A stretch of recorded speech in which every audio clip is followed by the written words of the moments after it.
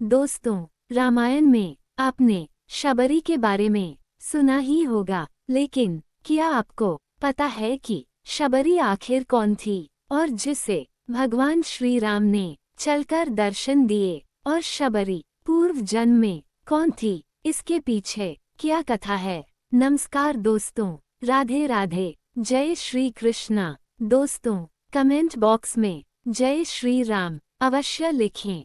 दोस्तों, आप सभी का स्वागत है आपके अपने YouTube चैनल विभा शेरावत पर। तो चलिए शुरू करते हैं। शबरी की कथा। सबर जाति भील जाति में ही होती है और शबरी भील कन्या थी। भील जिसको शबरी भी कहा जाता है। किस प्रकार शबरी एक भील घराने से भाग निकली और ऋषियों की सेवा करते हुए भगवान श्री राम का इंतजार करती रही, और किस प्रकार भगवान श्री राम शबरी की कुटिया पर आए और शबरी का उद्धार किया। इसके साथ शबरी के पूर्व जन्म के बारे में भी जानेंगे, तो वीडियो में आखिर तक बन रहे। दोस्तों, शबरी का विषय इसलिए महत्वपूर्ण है क्योंकि शबरी इतनी सरल थी कि उसने अपने पिता रूपी गुरु के एक वचन पर ही पूरा अपना जीवन श्री राम को समर्पित कर दिया। दोस्तों, बात उस वक्त की है जब भगवान श्री राम का जन्म भी नहीं हुआ था।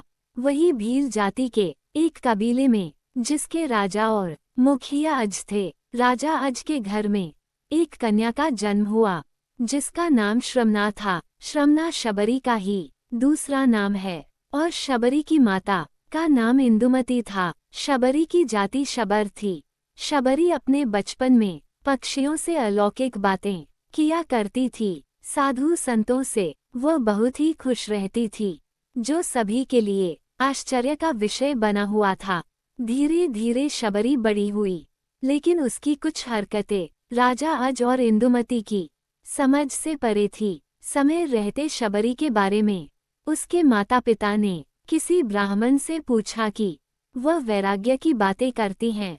ब्राह्मण ने सलाह दी कि इसका विवाह करवा दो। राजा अज और भील रानी इंदुमती ने शबरी के विवाह की तैयारियां शुरू कर दी। इस विवाह के लिए एक बाड़े में पशु पक्षियों को जमा कर दिया। फिर जब माँ इंदुमती शबरी के बाल बना रही थी, तो शबरी ने पूछा कि माँ, हमारे बाड़े में इतने पशु पक्षी क्यों हैं? तब इंदुमती बताती हैं, ये तुम्हारे विवाह की दावत के लिए हैं। तुम्हारे विवाह के दिन इन पशु पक्षियों का विशाल भोज तैयार किया जाएगा। ये सुनते ही श्रमना को ये बात कुछ ठीक नहीं लगी और अपनी माँ से बोली, मेरे विवाह के लिए इतने जीवों का बलिदान नहीं देने दूंगी। अगर विवाह के लिए इतने जीवों की बलि दी जाएगी तो मैं विवाह ही नहीं करूंगी। और श्रमना ने रात्रि में सभी पशु पक्षियों को आजाद कर दिया। जब श्रमना बाड़े के दरवाजे को खोल रही थी, तभी उसको किसी ने देख लिया। इस बात से शबरी डर गई और शबरी वहां से भाग निकली। श्रमना भागते भागते ऋषिमुख पर्वत पर पहुंच गई, जहां पर बहुत से ऋषि मुनि रहते थे। शबरी को इस बात का अनुमान नहीं था कि वह निचली जाति की है और कोई भी ऋषि उसको अपने आश्रम में स्थान नहीं देंगे। इसके बावजूद शबरी छुपते हुए कुछ दिनों तक वहां रहने लगी, जब तक वह पकड़ी नहीं गई। वह रोज सवेरे ऋषियों के आश्रम के बाहर सफाई और आने वाले पत्तों को साफ कर देती थी और ऋषियों के हवन के लिए सूखी लकड़ियों का बंदोबस्त भी कर देती थी। बड़ी ही भाव से शबरी चुपके से लड़कियों को हवन कुंड के पास रख देती थी। कुछ दिनों तक ऋषि समझ नहीं पाए कि कौन है जो उनके सारे नित्य के काम निपटा रहा है, कहीं कोई माया तो नहीं है।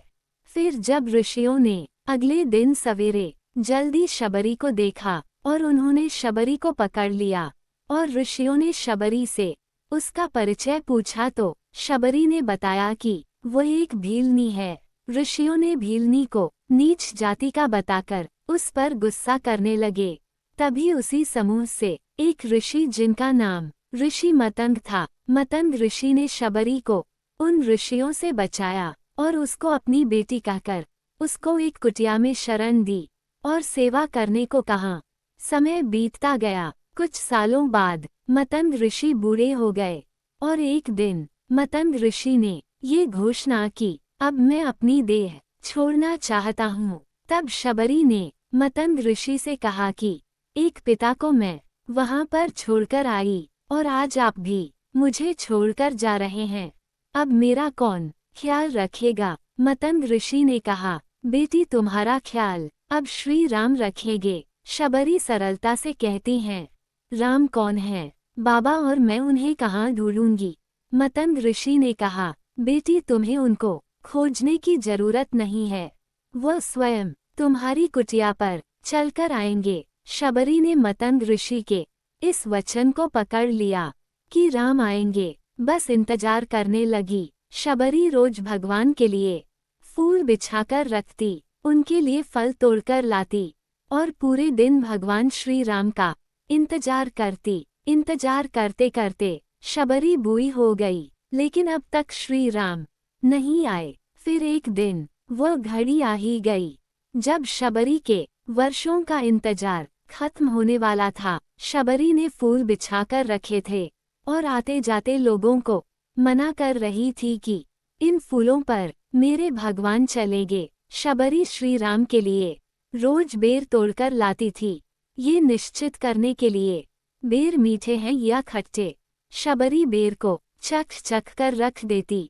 जब भगवान श्री राम आए तो शबरी एक पत्थर के आसन के पास बैठी थी। शबरी ने पहली नजर में ही भगवान राम को पहचान लिया और शबरी ने भगवान का खूब आदर सत्कार किया और उनको झूठे बेर खिलाए। इस प्रकार शबरी के वर्षों का इंतजार खत्म हुआ था और उसको भगवान श्री राम मिले थे। शबरी पूर्व जन्म में कौन थी? शबरी अपने पूर्व जन्म में एक रानी थी, नाम था पैरामीशी। एक बार कुंभ के मेले में पैरामीशी रानी और राजा दोनों साथ में गए थे। राजा का वहां पर शिविर था। रानी को एक दिन अपनी खिड़की से ऋषियों का समूह दिखाई दिया जो कि हवन कर रहे थे और मंत्रों का उच्चारण कर रहे थे।